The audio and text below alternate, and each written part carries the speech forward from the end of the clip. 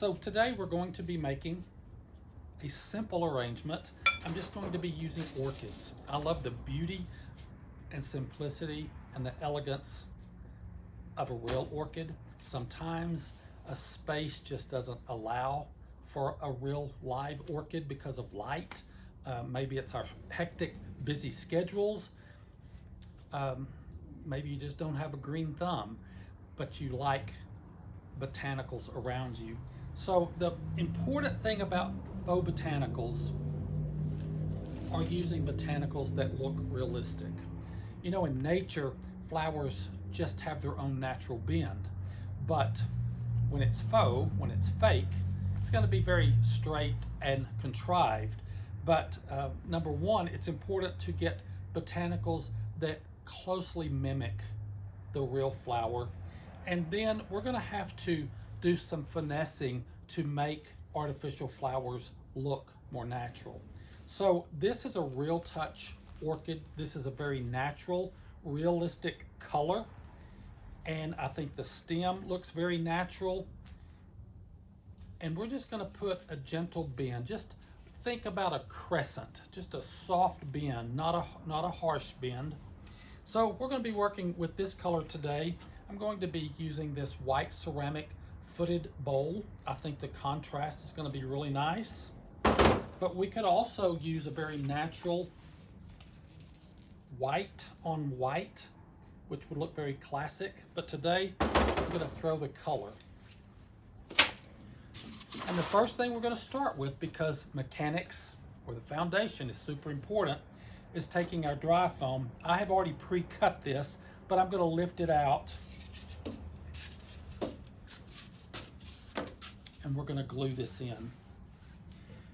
Because this is rounded on the inside and foam is flat, you don't want space in the container under your foam. You want that foam to fit, to cradle your container.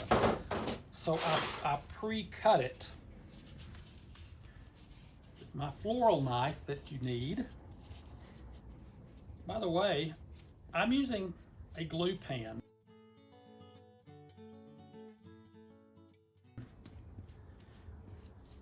Because it's so much easier to me. I can dip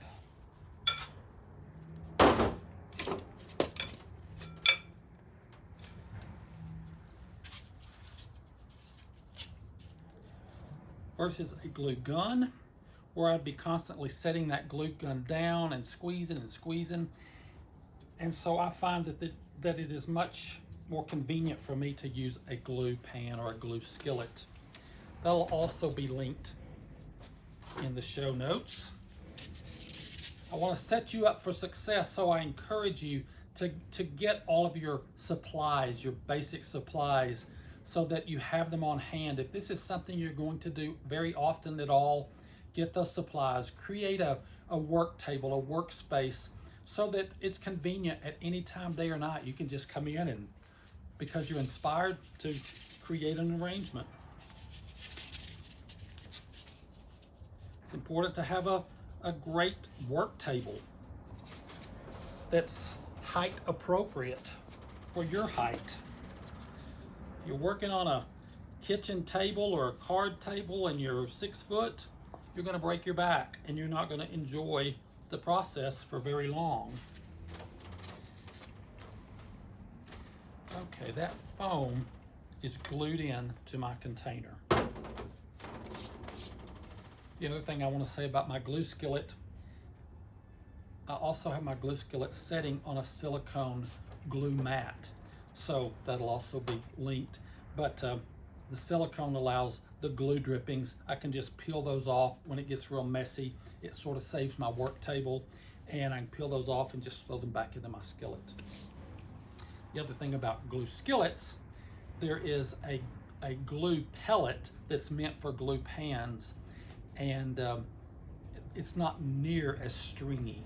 So if you are familiar with working with a glue gun, you'll get a lot of strings, a lot of trash that takes time to peel off, and if you don't peel it off, it looks very unsightly to me and looks very unprofessional. So I love a glue pan because I can dip in it, and I also love it because it's not near as stringy as a glue gun. The next thing we're going to do, now that our foam is glued in our container well, we're going to take and moss it. The moss is intended to cover our mechanics, and we're going to be using what's called sheet moss. This is real moss. It grew on a real tree. It was harvested, and then they have dyed it so it stays this really pretty green color. And we are going to just layer in over our foam.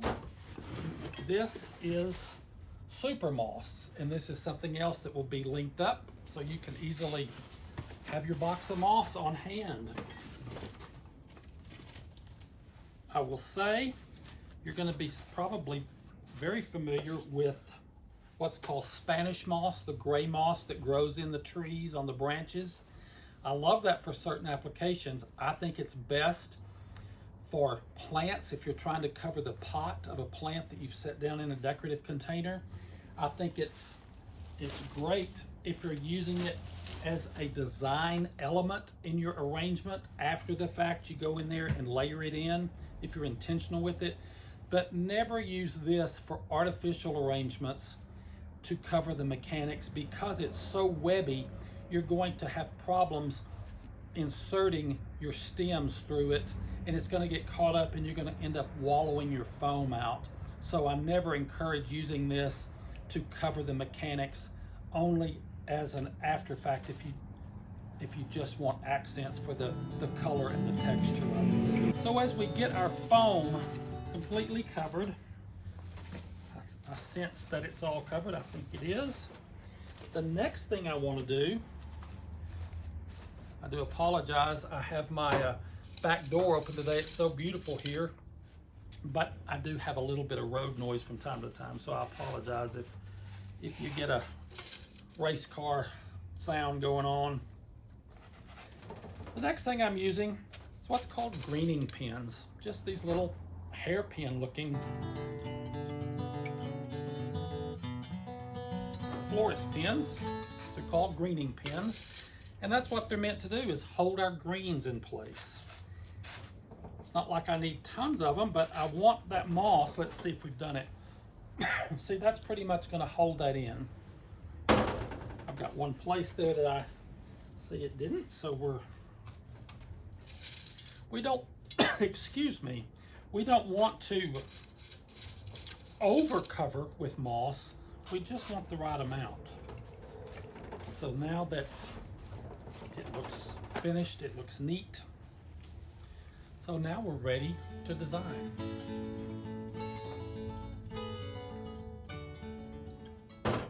So we're going to take our faux botanical orchid. It's natural in color. It even feels natural because it's called Real Touch. Now I have to decide how tall I want this. I love, again, the simplicity, the elegance of just a pot of orchids. I also love the drama that they can give. So in this instance, I'm going to allow there to be some height. I'm going to take my Nipix wire cutters that are so good. See, it just cuts right through that. How many of you know what a steel pick machine is?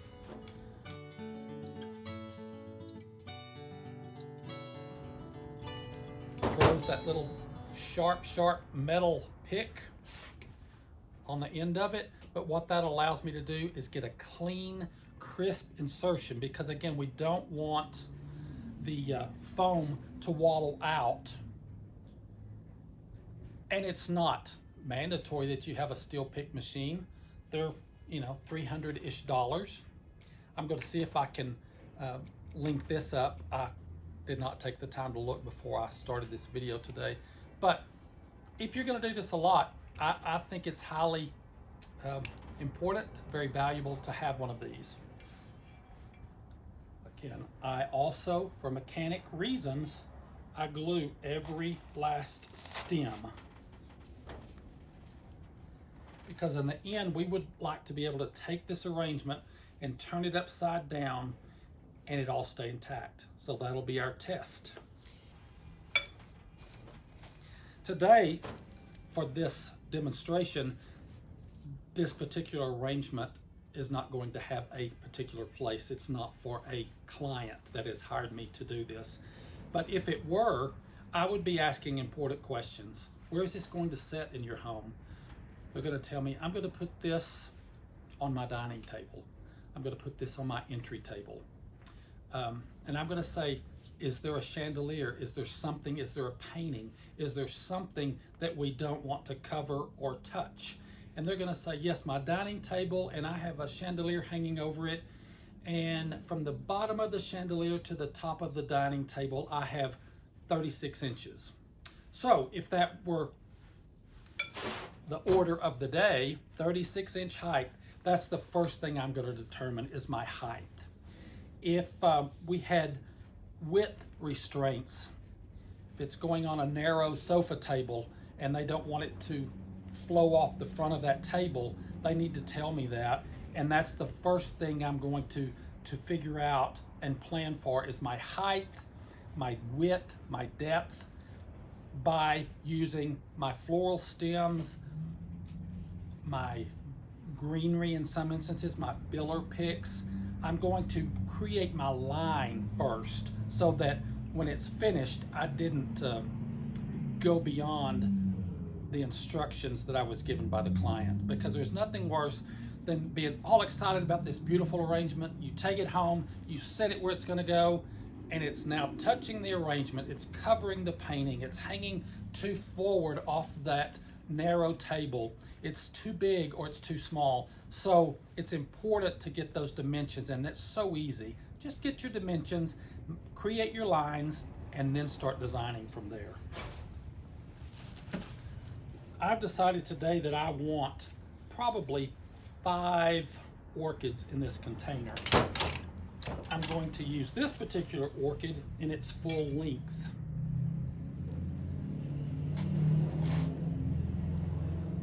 I'm also going to say that because artificial flower stems need to be contrived to make them appear more realistic, most of the time, here's maybe one of the exceptions, most of the time I will always cut those stems. For instance, if you have a stem of a floribunda rose, that means a rose stem that has several heads on it, I'm generally never going to use that full stem in and of itself. I will cut it up and utilize it separately, because I think it gives a more fresh, casual, realistic look when things are cut up. Cut the greenery off of it and reuse the greenery when needed and where appropriate. So never feel bad about cutting a stem to get it appropriate to the size and the design that you're working with.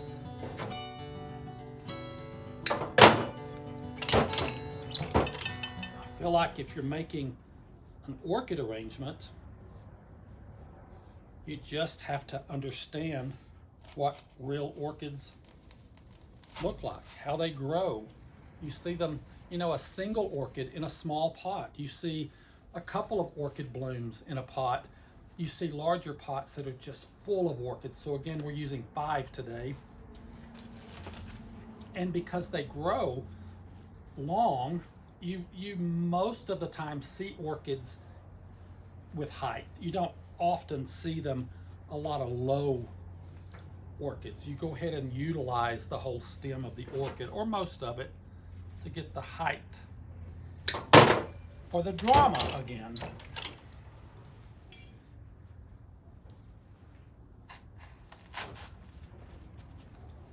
because we want this to look natural. If these were real orchids and I had planted them in this pot, they're not going to be symmetrical. They're not going to be exactly even. So I'm trying to get this balanced and centered, if you will, in my container for the most part, but I'm not too concerned about heights being equal or placement being equal, because it's supposed to be mimicking the real thing. And again, keep in mind, we just want a soft curve to these branches. We can manipulate it more once we get it in our pot.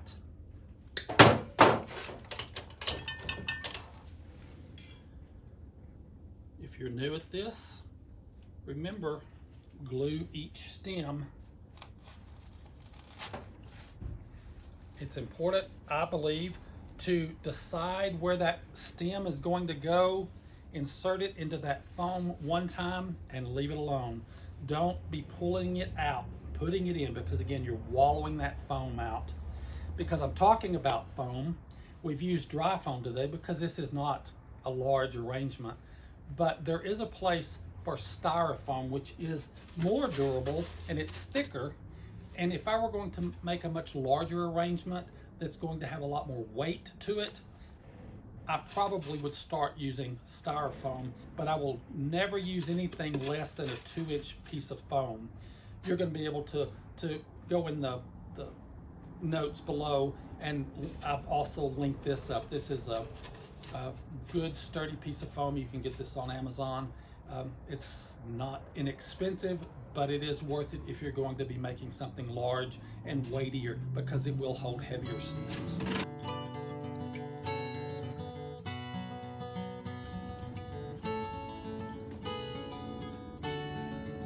I have been doing floral design, fresh and artificial, for 30 plus years, and I still do it on a daily basis for clients and for custom design jobs. I'm an interior decorator, so I do lots of interior design work, and I decide where some botanicals need to go, or greens, or artificial trees, and I bring those in and place those. So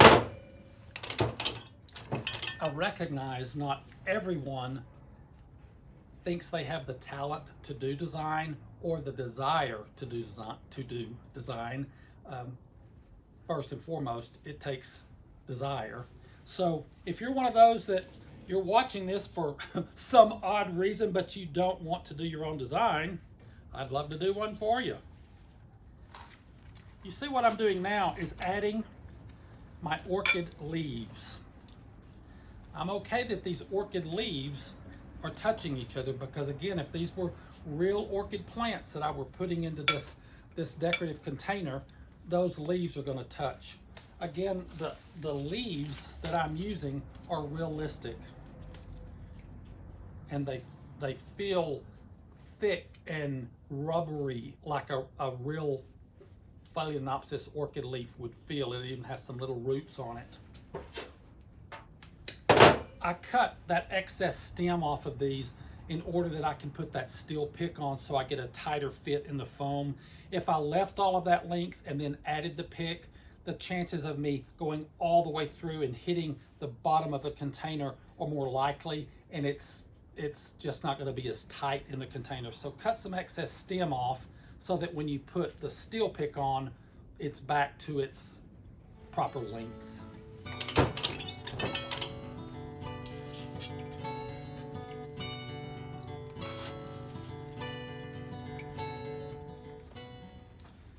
It is true that we normally get exactly what we pay for.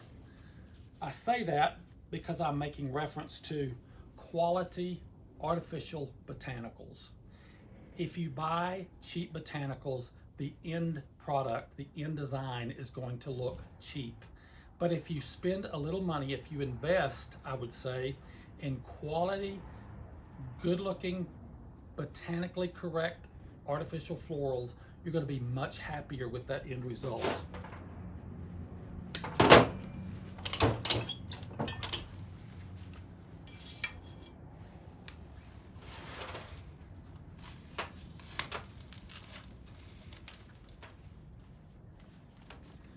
I'm also going to show you,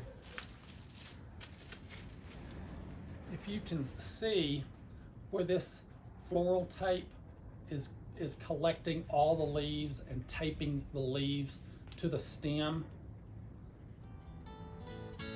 we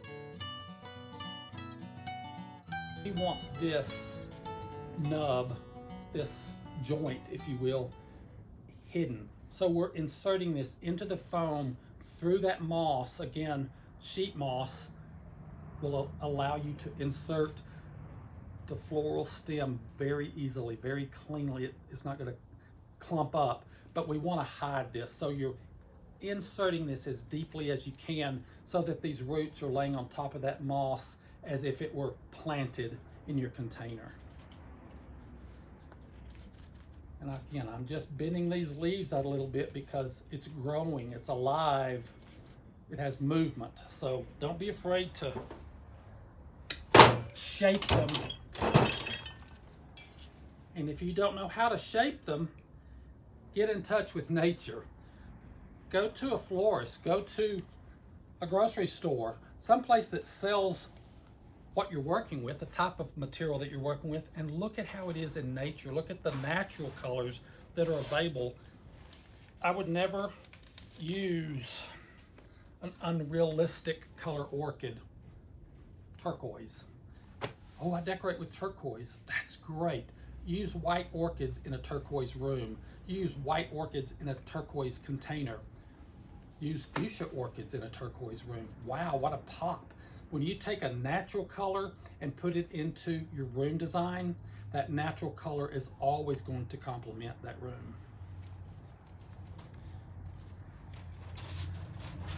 Okay, so now we have our leaves in there. We have our plants. So now what we're going to do, I say this could look finished as it is, but if you'll notice how real orchids typically are always staked, so the weight of the flowers pull that branch down, and so they stake orchids to keep them straight.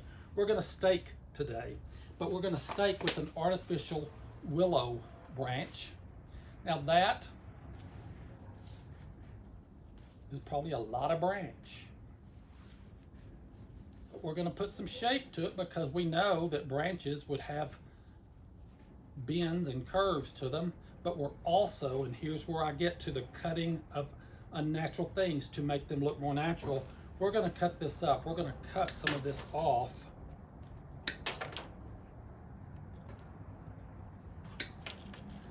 So now I've got it down to this, and in and of itself that looks artificial. But I think you'll see when this whole design is completed how it lends itself to a very natural, realistic look. And if you have a housekeeper that comes in while you're gone, for instance, they maybe want to water this for you. And I've seen that happen. So I kind of held that up there to decide how high I wanted it before I cut it.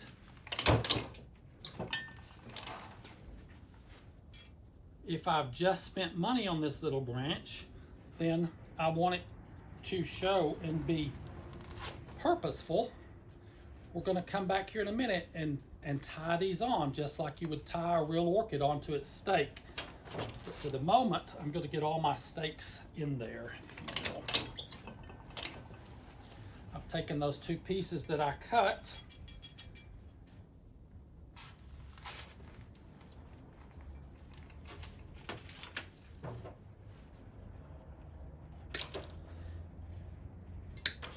cut each one a little different because each branch on a real tree would be different. So I've left a V on this one. I think a while ago I cut this lower one off.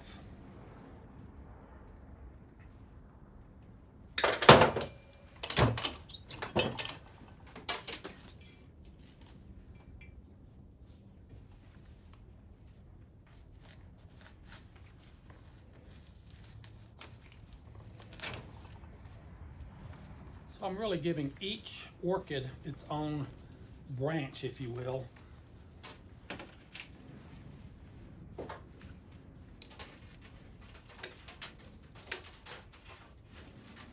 The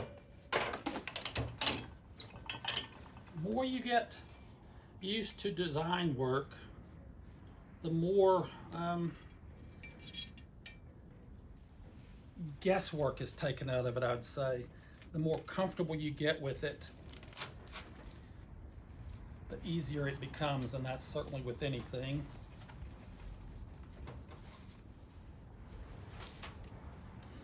I recently taught a design class to some ladies, and I was telling them to get comfortable. Once you know the basics, once you understand mechanics, just get comfortable in what it is that you think is beautiful, and then just go with it and not question it, not second guess it. And obviously, if you do it year after year, you know, if you do it a long time, you're going to get better at it, and you're going to look back on things and think, oh, that was terrible. But you know what? At the time, you thought it was great, and it was great because you took a chance on yourself, and you jumped out of your comfort zone, and you did something, and you created something, and that felt good. So feel good about it.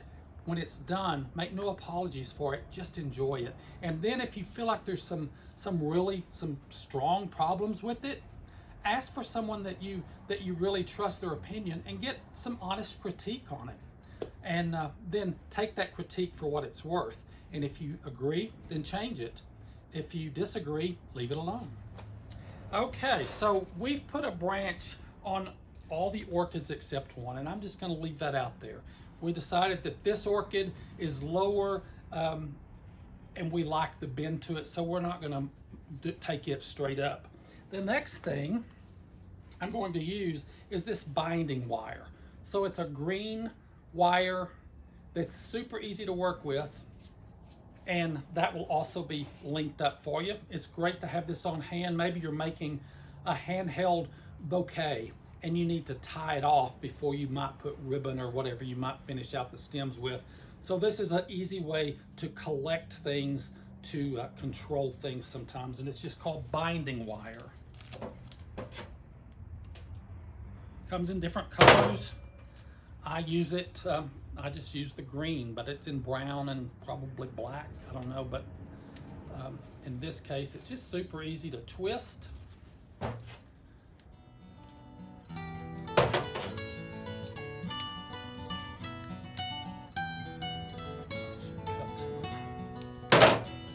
Roll, get all the paper off of there.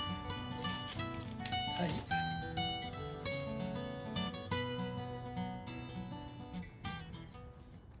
You'll notice a live orchid probably will have, most of the time it'll have maybe 2 ties on it, or 2 little clips that are holding it up. One at the base, or at the base of the stem, and then possibly one on up into the bloom area. I don't do it the same on every one, because again, we're trying to mimic a more natural look. We don't want it to feel so contrived. We want it to feel alive, and so not everything has to be even, because obviously in nature things are not even.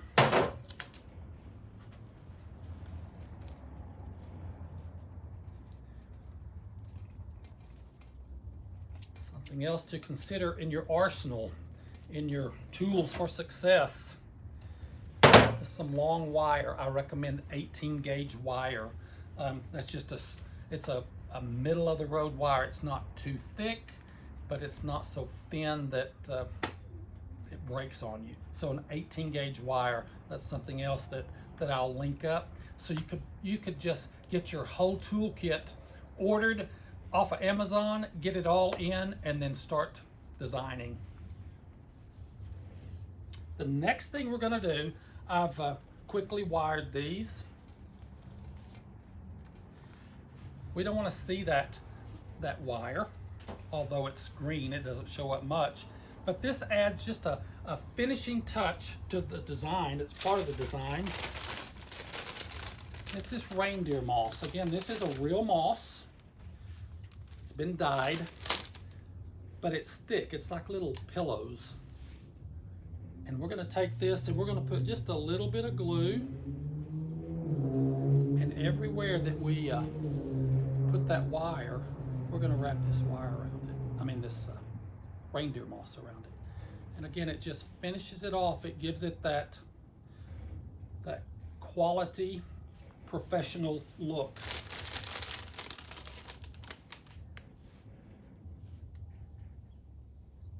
That's sometimes the difference in an amateur designer and a professional designer, are the details.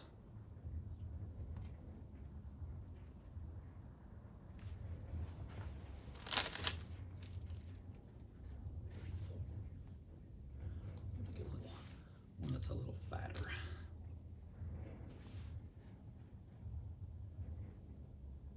Doesn't take a lot of glue.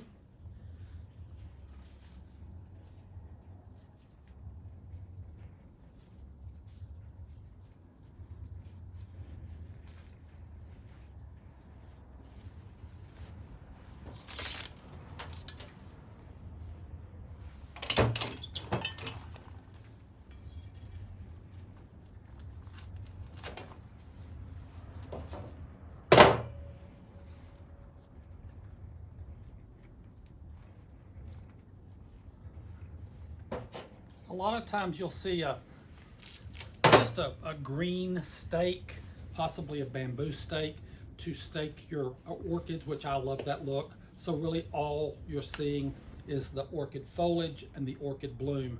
But I chose to use this willow just to give it a bit more of a designer touch and an airiness. I like this look as well, so that's what I chose to do today. But if it's too branchy for you, then consider just those green straight stakes that they use in a real orchid. Okay, so now we have a finished orchid design that hopefully looks very realistic. This would be, I mean, it'd be beautiful anywhere. It'd make a great statement in an entry, but it would be awesome just out on an island or out in the middle of a living room on a coffee table, just in a bathroom on a vanity or behind a tub. So many places you could put something like this. And so I encourage you to get your creative juices flowing, create, and just remember that your tools are super important to have on hand, the proper ones. Your mechanics are super important, almost more than the design itself, I would say.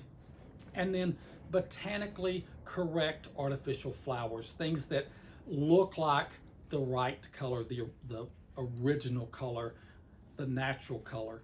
And then get to playing, get to designing. If this is of interest to you and you love these orchids and you love this container and you don't even know where to start to go purchase this product, this will be in the link below. You could purchase this whole kit. It's going to come with the container, it's going to come with the foam, it's going to come with your branches, it's going to come with your orchid leaves and your orchids and your reindeer moss and your sheet moss. Everything's going to be in your tidy little kit, other than your supplies, your cutters and glue, things like that would not be in the kit. But that will be also in this link for the kit price if you wanted to purchase this kit to arrive at your door and you get started doing your own design. Again, I'm Benny Jackson with Benny Jackson Designs in Lubbock, Texas. Thank you for taking the time to tune in, and I hope you found this worth your time.